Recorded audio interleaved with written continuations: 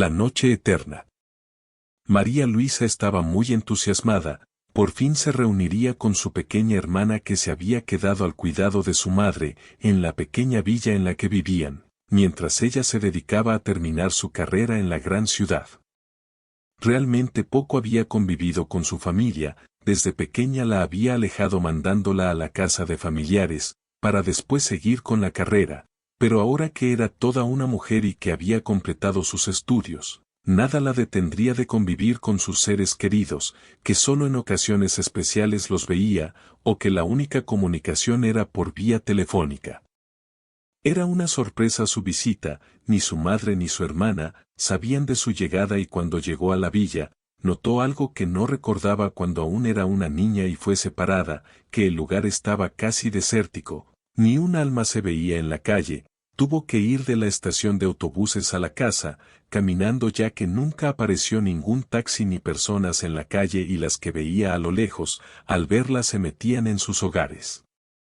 Llegando a su hogar después de más de una hora de camino y cubierta en sudor, se dispuso a entrar en su hogar, del cual pocos instantes en su memoria se actualizaron, y lo único que recordaba bien, era el ahínco que tenía su madre, por meterla apenas empezaba a oscurecer. Al fin abrieron la puerta, al ver a su pequeña hermana, demacrada, con un color blanco de la piel, no pudo más que suspirar, la hermana ni siquiera la había reconocido, si no es porque María Luisa la abrazó, pero algo notó, y fue que su hermana empezó a temblar al verla, al principio pensó que era por la emoción de verla, pero después descubrió que no era así. La llevó con su madre, que estaba igual que cuando era niña, la única que se había acabado era su hermana, su madre seguía igual, pero no hablaba ni se movía, solo se quedaba mirando fijamente. La abrazó y le dio un beso a su madre, pero con los ojos que la hermana tenía, parecía como si tuviera miedo de la reacción de la mamá, así que se la llevó a la cocina, para después en lugar de preguntarle de su vida y de todo lo que había pasado, solo le cuestionó del porqué de su llegada, algo que a María Luisa le dolió. No te preocupes, le dijo a su hermana, no estaré mucho tiempo, solo quería venir a saludar a mi familia y preguntarte a ti, si con mi recién carrera, no te quisieras ir conmigo y dejar a nuestra madre en un lugar para personas enfermas y de su edad, puede ser aquí o en donde vivo ahora, pero te quiero tener en mi vida, hermana mía. Su hermana no contestó, solo una lágrima se le salió de los ojos, con lo que más las dudas llegaron a la mente de María Luisa, se alojó en lo que fue su antigua recámara, que aún estaba igual, y se quedó dormida. Despertó por los ruidos que en la parte superior se escuchaban, ya era de noche, pero no había nadie en la casa. Se asomó por el pórtico de la casa, y claramente vio volando a su madre, con una carcajada que hizo que se le erizara la piel, pensó que todo era un sueño, y quería despertar, la noche eterna parecía nunca terminar, no sabía qué pasaba, hasta que cerró los ojos, como queriendo despertar, así la tocaron en el hombro y se levantó, era su pequeña hermana, que le decía, debes regresar, pronto será la noche eterna y no podrás escapar. Por lo que le contó la hermana, la mamá era la bruja del lugar, y llegaría la luna llena, y en el pueblo, todas las brujas de la región se juntarían, a lo que le llamaban la noche eterna, entonces pregunto, ¿por qué no te vienes conmigo, hermana mía? Contestando, que ella estaba marcada, para ser el sustituto de su mamá. Que por eso la habían alejado de la familia, porque solo una podría ser la sucesora, y si había dos una de ellas tenía que morir, fue así, como María Luisa, al otro día se regresó a la ciudad, y nunca más volvió a la villa, la que un día fue su hogar. Leyenda de terror, el libro de biología. La historia que les vamos a contar a continuación tuvo lugar no hace mucho tiempo atrás en una universidad y podría ser una de las leyendas de terror largas y reales más impactantes.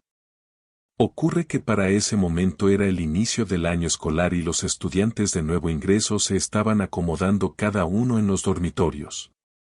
Una de las alumnas era Lucía, quien llegó temprano con la intención de tener todas sus cosas organizadas antes de que comenzara el ajetreo de las clases.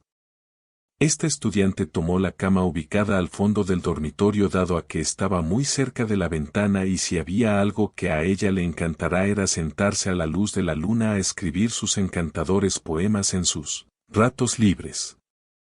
Después de transcurridas aproximadamente 4 horas fue que llegó otra estudiante al lugar. Se trataba de Clara, quien obviamente se convertiría en su compañera de habitación. Buenas tardes, mi nombre es Lucía, ¿tú debes ser Clara? Hola, ¿qué tal? Esas fueron las únicas palabras que se dijeron ambas al menos durante la primera semana de encuentro. Los demás estudiantes notaron desde el primer momento que estas dos chicas eran como el día y la noche, es decir, no tenían nada en común y no compartían muchos gustos. No obstante, fueron transcurriendo los meses y una bonita amistad empezó a formarse entre ellas. La amistad se profundizó dado que a Clara se le dificulta demasiado la asignatura de biología. Un día, mientras estaban en una de las clases, el profesor les recordó que a la semana siguiente tendrían que presentar su examen bimestral. Se me olvidó por completo que la prueba es el próximo jueves, dijo Clara. Su amiga le contestó, pero si las fechas de exámenes se pegaron en el periódico mural hace más de una semana. Ay amiga, tú por qué te detienes a leer cualquier cosa, yo en cambio quiero asistir al baile de disfraces. Respondió Clara, ¿cuál? ¿Acaso hablas del rodeo que va a organizar la escuela?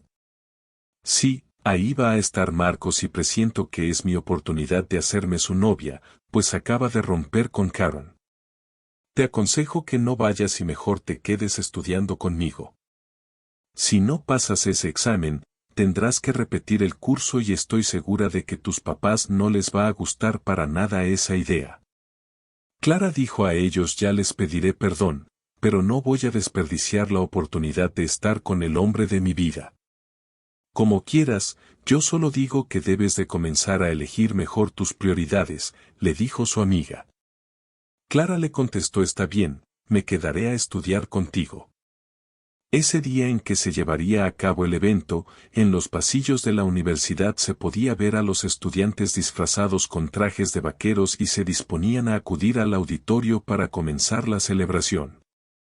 Sin embargo, Lucía cerró la puerta de su habitación, prendió la luz y tomó un gran número de libros y empezó a estudiar.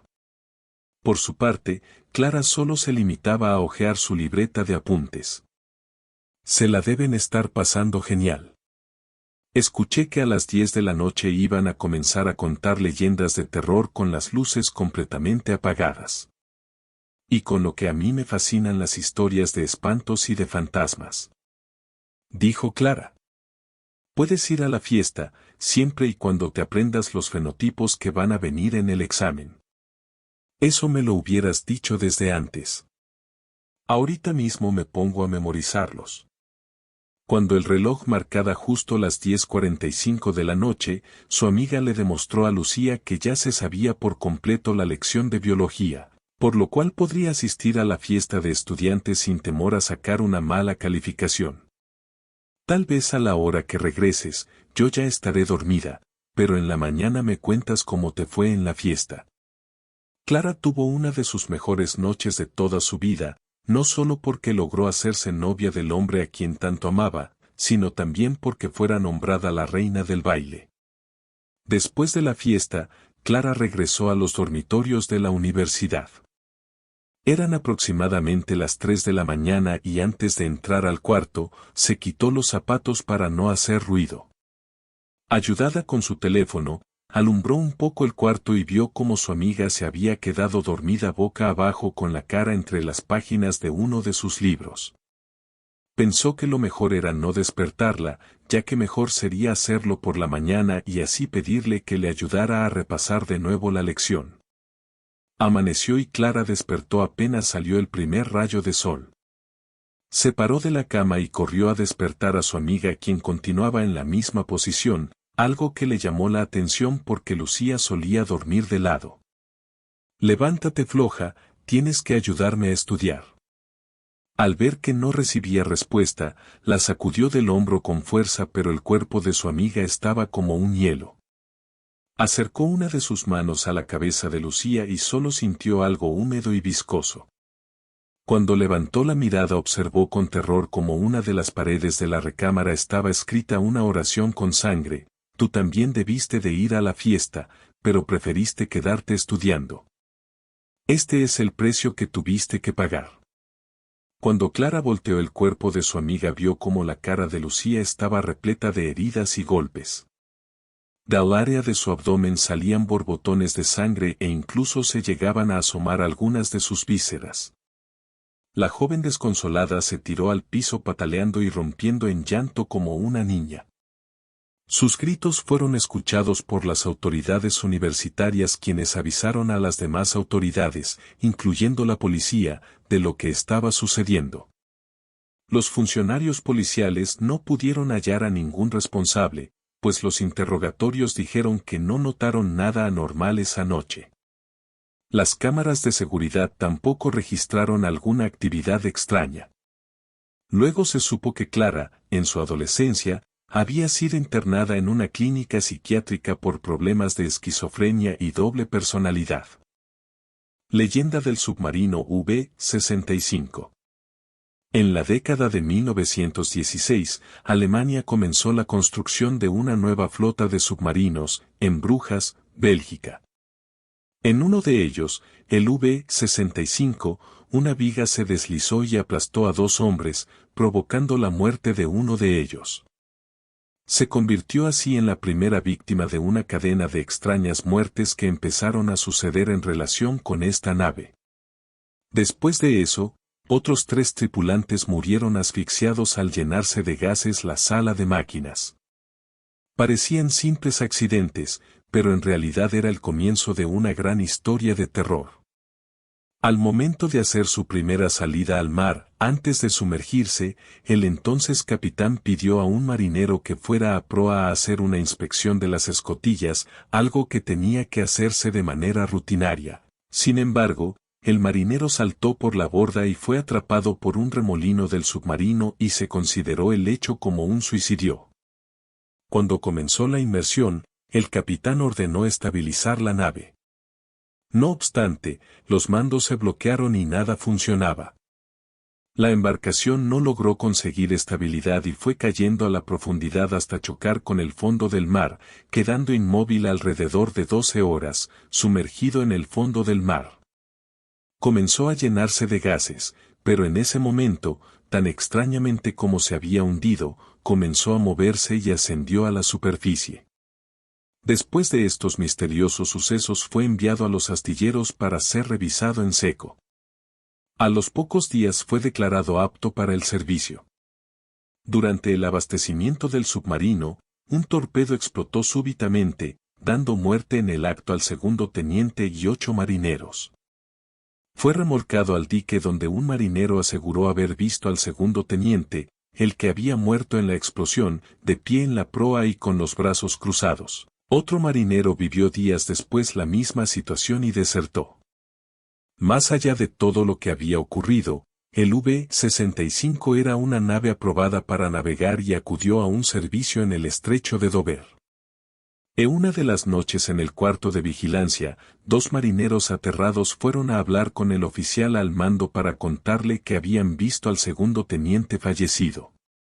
Sin explicación el fantasma se paró, se volvió y se quedó observándola de brazos cruzados, mirándola muy fijamente. 2 días más tarde, el fantasma reapareció, siendo visto por el comandante. Esta vez se ordenó una investigación. Para tranquilizar a la tripulación, el submarino fue exorcizado, pero las apariciones del fantasma continuaron. Cuando volvieron a la base, ésta estaba bajo un fuerte ataque aéreo, lo cual no afectó a la tripulación debido a que lo único que deseaban era abandonar la embarcación. Justo cuando el capitán bajaba la pasarela, fue muerto al ser alcanzado por la metralla. A la posterior misión del V-65, otro tripulante se suicidó, un artillero se volvió loco y el primer maquinista estuvo a punto de perder su vida en un accidente. El 10 de julio de 1918, El L-2, un submarino americano, se encontró al V-65 navegando a la deriva frente a las costas de Irlanda y creyó que estaba abandonado. Decidieron remolcarlo y cuando el capitán miró por el periscopio vio una extraña figura que permanecía de pie, con los brazos cruzados en la proa de la nave remolcada. Entonces el V-65 explotó de repente y se hundió. A bordo de él había 34 marinos. La investigación prosiguió después de la guerra, pero ningún nuevo elemento pudo explicar lo que había pasado. El V-65 y su tripulación fantasma, tal vez siga navegando en las profundidades los mares eternamente,